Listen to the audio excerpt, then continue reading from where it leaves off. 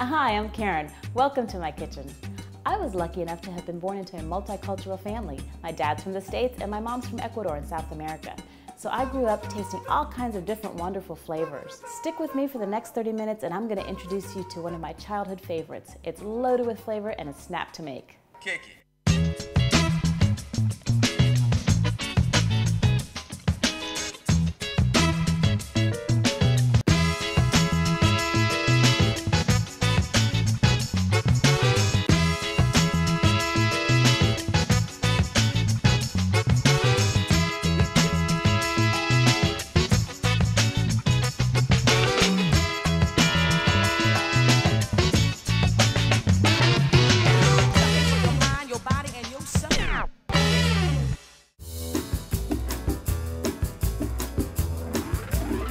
So what we're making today is called in Ecuador carne apanada, which basically means breaded meat, or I call it breaded steak. It's a really wonderful take, sort of the Ecuadorian version of chicken fried steak, only a little lighter, a little healthier, and to me it's got a little more flavor. So what we're going to be using today is we've got some lovely thin sliced sirloin, and you can see it's cut probably about 1/4 of an inch thick. So it's pretty thin, it's gonna cook really quickly for you, which is what we want. We're trying to save time when we're cooking for our families, right?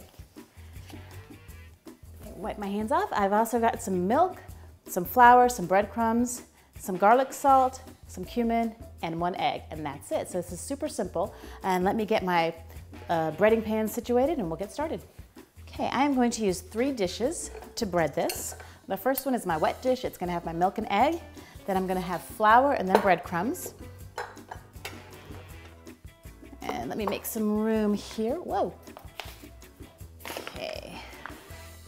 I'm gonna go ahead and measure out my dry ingredients. We're gonna use about 3/4 of a cup of flour. Just stick him in there for now. I need to be taller for this.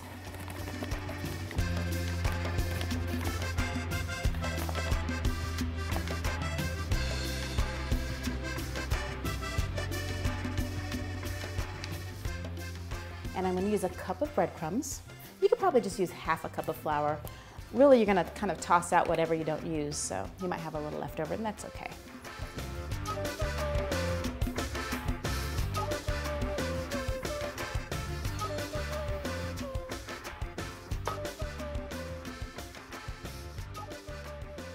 I'm going to go ahead and actually season both my dredging flour and the breadcrumbs, because for me, the more layers of seasoning I have, the better the whole meal is going to be.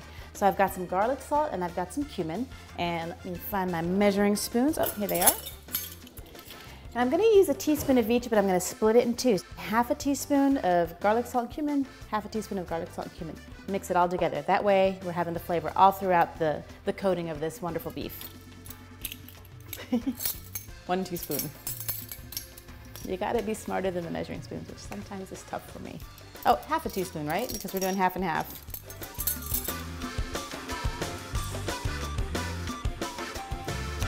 In there.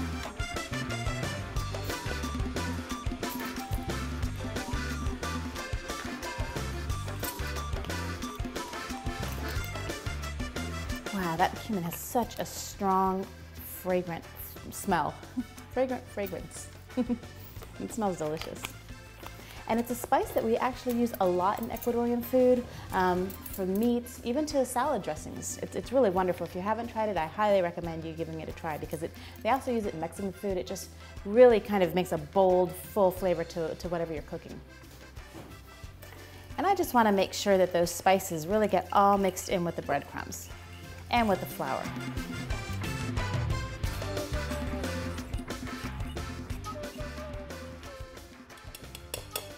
And now I'm going to get my wet ingredients ready.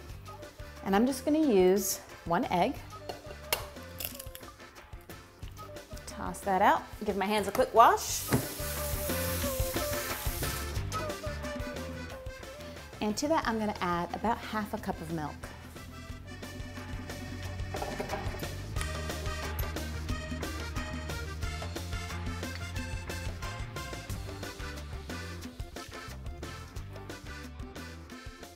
And let me give that a quick whisk.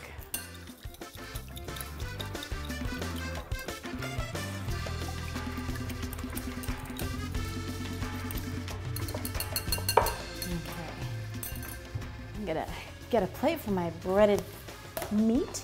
And I'm gonna get my pan getting hot. I'm gonna put it on about a medium high and get some olive oil in there. You don't wanna get it too hot because if it's really hot, once you put it in, your breadcrumbs will just burn and it won't cook the meat inside. But you also don't want it not hot enough because then the coating will just suck up all the oil and you'll end up with a pretty greasy piece of steak. So you want it probably about a 6 or 7, right about a medium high on your stove. So grab some olive oil. And you can use any kind of oil. You can use canola, corn oil, whatever you like. I like olive oil because it is that healthier fat. And we're gonna put in about 3 tablespoons of olive oil.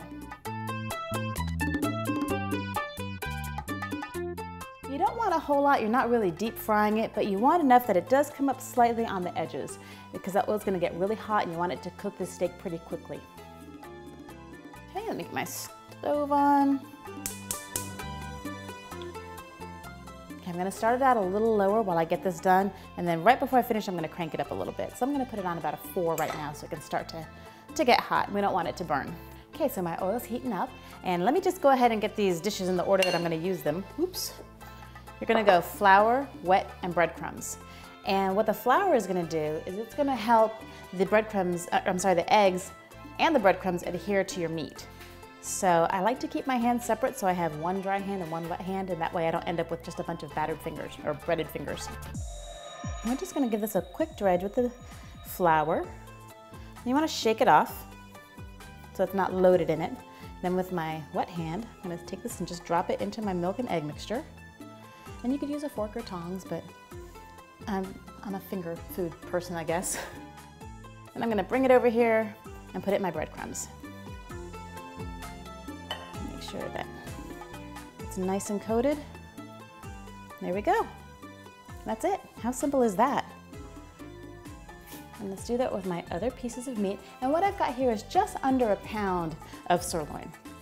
Like I said, it's nice and thinly sliced, about 1/4 inch, maybe a little bit more, but that's gonna help it to cook really quickly. And that will keep the breading nice and crunchy too. Okay, so you've got it in the flour, shake that off. Stick her in my eggs, my eggs and milk, and then back in the breadcrumbs. And I always kind of take some and pour it over so that I can have a nice dry spot for my dry hand. And then flip it over, and you just want to make sure everything gets nice and coated. I can feel my oil getting hot. Shake the excess off. I'm going to go ahead and, with my dry ingredient hand, take a second and turn that heat up to a 7 with my knuckles. Keep things kind of clean, and take my last piece here. And one last time, we're doing it in the flour first so everything will stick to it. And again, this is why I've seasoned the flour, because I want there to be flavor in all of the layers. Let's get the milk and eggs on there. Let me give this a little shake so the whole bottom's covered. Go. Okay, I'm on the last piece, so it doesn't matter if my fingers get a little breaded. But for the most part, they've stayed pretty clean. There we go. And that's it. Now we just gotta fry them up, and this is just gonna be a delicious piece of meat. Okay, I'm just gonna give my hands a quick rinse and clear off this cutting board. And you wanna make sure you throw all that away. It has had some raw meat in there, so it's not something that you wanna reuse. So, now for the tongs. My oil is getting nice and warm. And you know, I'm gonna actually put a little pinch of breadcrumbs in there. I try not to wear a lot of the food, but usually I end up with maybe a serving on myself. Let's see, this is one way to tell if it's ready. I don't know if you can see it bubbling, but that oil is nice and hot and it's ready for my steak. And you wanna make sure that they have plenty of room, so I'm just gonna do one at a time. And I'm gonna cook them for about 3 or 4 minutes on each side. And in the meantime, I'm gonna get out a plate. I'm gonna put just a paper towel on top so it will absorb some of that excess oil that's gonna be left over when it's done.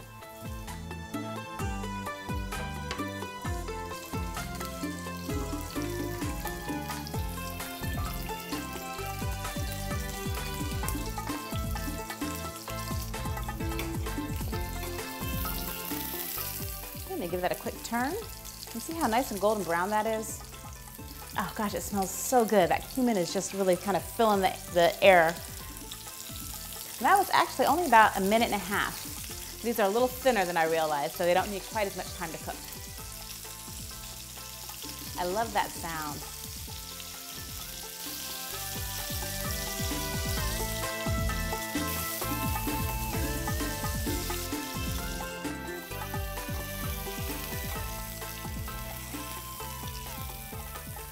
Take off that extra oil. I'm gonna put my next piece in there. And you see how quick this is. So this is something, if you've got your meat thawed out, it'll take you, gosh, maybe 10 minutes to make. It's really fast. I do want to mention this. Sometimes when we talk about how quick these meals are, and you might try it at home and it takes you longer than I'm telling you, the first couple of times it's going to, because you're not used to doing it and you're trying maybe new spices or new ways to cut something. So don't get frustrated with yourself if it takes a little longer than it should, because soon enough you'll just be blowing through these recipes and making them super quickly. Okay, this one's ready to flip.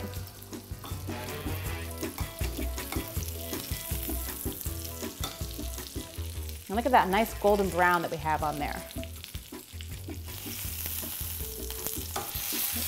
That's perfect. Okay, let's pull this piece off, let it rest, and get our last piece in the pan. All right, that's gonna be done in about 3 or 4 minutes. I'm gonna clear the area a little bit. Okay, I'm gonna go ahead and transfer these guys to another plate so I'll have room to drain the third piece once it gets off. And you want to take them off with that paper towel because you don't want them to sit there on that humid kind of oil towel, because they'll lose that crunchy coating on the outside. It'll get a little bit soggy. You definitely don't want that. That crunchy crispiness is the best part of this. Okay, and get a new paper towel. That one's almost ready to turn.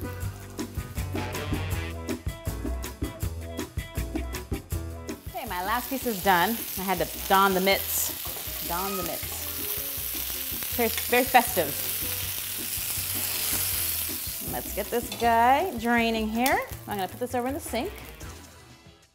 Okay, so while this guy drains, I'm gonna get ready to make my mote revuelto. So stick with me, and when I come back, you'll find out just what that means. Something for your mind, your body, and your soul.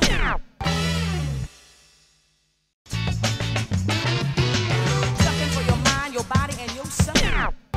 Now that we're back, I've got my meat drained and I'm gonna set it aside while we get started on a delicious mote revuelto, which actually just means scrambled hominy. If you haven't had hominy before, it's basically a large white softer corn.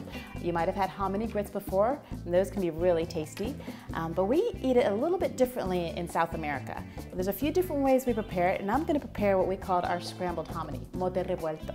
So I'm just gonna get a can of hominy and my can opener. Okay, so I'm just gonna grab my can of hominy and I'm gonna just give it a quick wipe. Remember, you wanna make sure that there's not any dust in there in case your lid happens to tip into your can. And let's open her up. And what I like to do is I like to drain it and then I like to give it a quick rinse, because sometimes they're packed in a water with a little bit of salt in it, or some of the hominy kind of breaks down and it gets kind of thick, and I just wanna make sure it's nice and clean. So I'm just gonna take a bowl, I'll take this lid out, and then I'm going to put a little strainer on top. And go ahead and take this and pour it right into the strainer. So this is actually pretty clean. It's not too bad, but I'm still gonna give it a quick rinse just to get rid of any other maybe salt or anything that it's been packed with. And I'm just running the water through it until it just becomes clear. So let me actually go ahead and set this over here for now and let it drain. And I'm gonna get what we call our refrito ready. And basically it's just like a kind of fried content that's gonna add some flavor. We use it a lot in soups and in rices, and today we're using it with our hominy.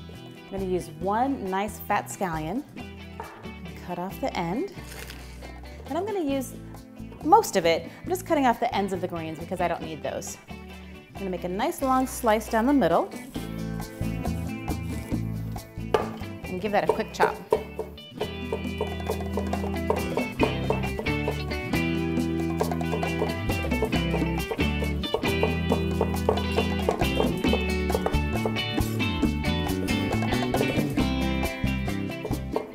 Actually, in Ecuador, when we use these scallions or these green onions, we don't even use the green part, we only use the white part. So it's interesting how different cultures are, because here you don't really use the white part too much, mostly you use the green part.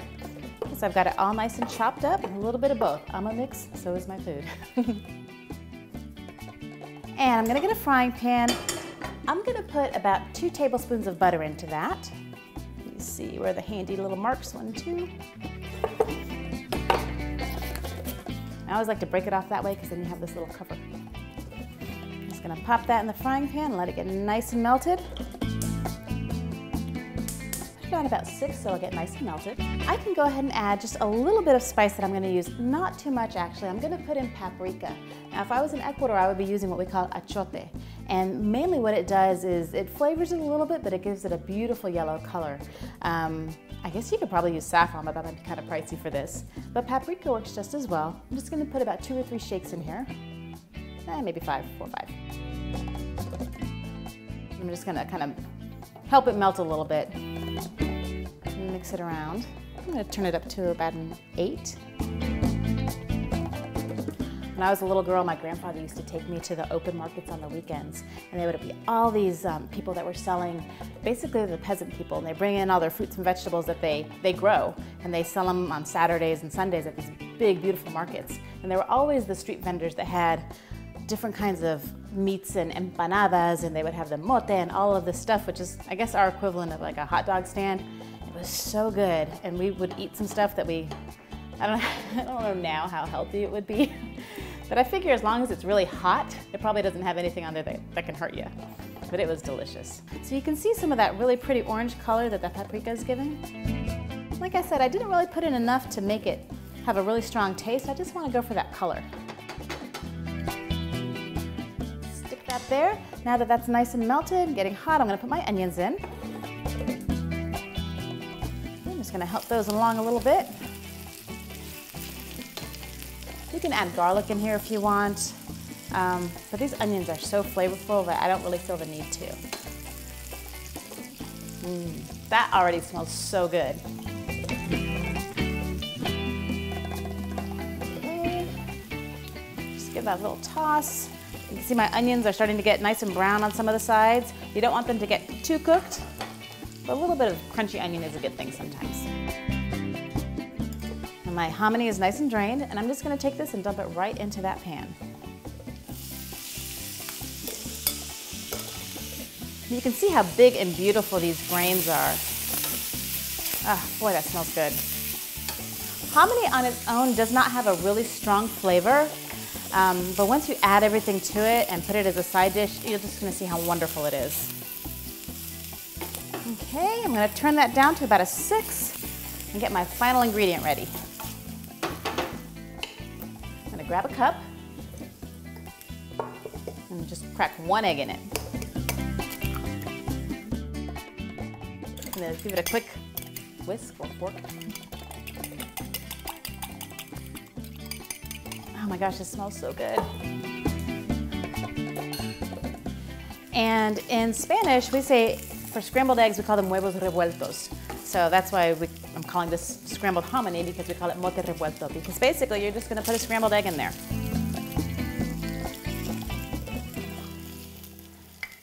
Okay.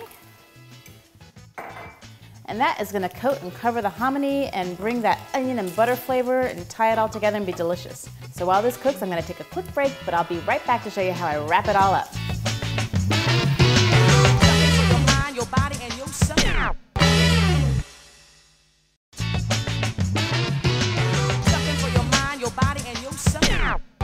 So we are just about done. My mote or hominy is already done. My meat's ready, it's cooling down, and I'm just gonna make one quick little side dish that's gonna be nice and bright, and it's gonna bring this whole meal together. Basically, it's just a tomato with a little bit of dressing. So I have a beautiful tomato on the vine here. I'm just gonna slice it up. Now I'm gonna take out that little kind of core. And just in case you didn't know, tomato stems and leaves can actually in large quantities be toxic. So you wanna make sure you don't, try to throw those leaves in a salad as a garnish or anything like that. You don't wanna eat those. Okay, so let me just slice this up a little bit. And you can do the round slices if that's your thing. You can do the wedges. Whatever makes you happy. Throw those in a bowl.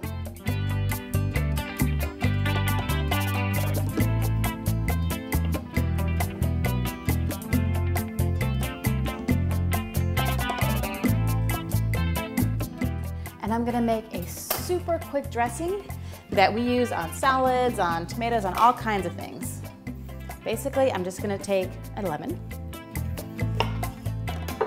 And I only needed half a lemon for the amount of tomatoes that I have.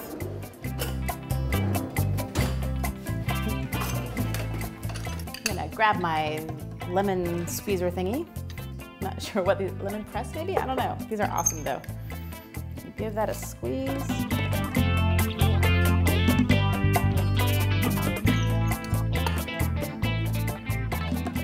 Toss, whoa! Toss the top off the olive oil and add about a tablespoon of olive oil in there and a couple shakes of cumin. Probably about 1/4 of a teaspoon is what you're gonna use. There you go. Mix that all together real quick. Oh, almost forgot. Very important. Muy importante. A pinch of salt. A pinch of salt in there.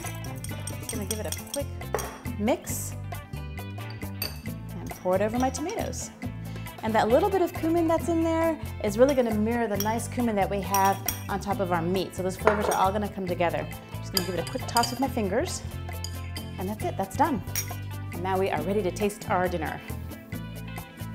And I hope it still tastes like it did when I was a little girl.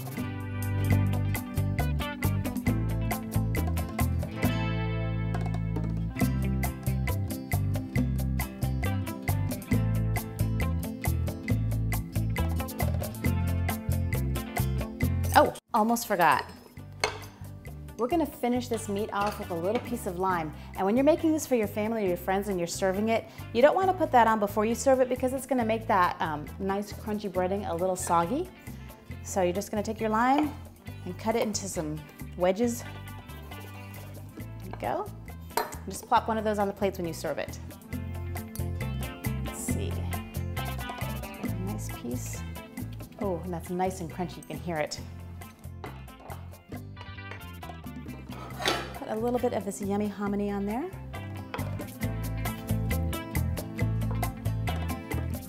A couple tomatoes. There we go. And there you have it, a very traditional, very simple, easy, and flavorful Ecuadorian meal. Let's give it a try. Oh, I almost forgot my lime. You're just gonna do a quick squeeze over the meat and you're gonna be amazed at how much flavor that adds.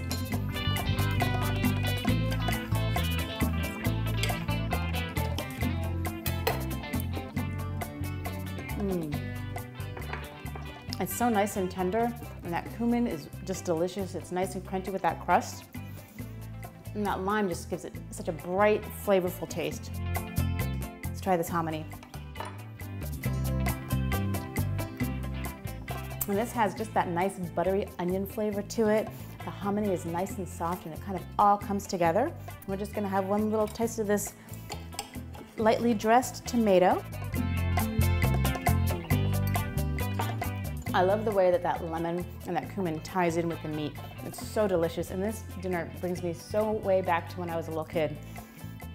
My grandmother would make this for me. So just remember, you don't have to be a trained cook or chef to make great, foreign, and healthy meals for your family. You just have to cook from the heart.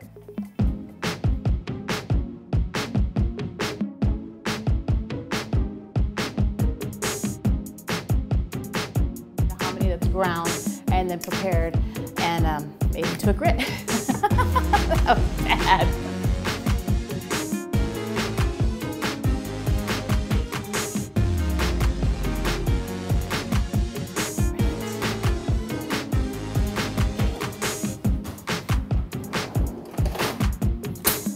Not surprisingly, I'm out of forks.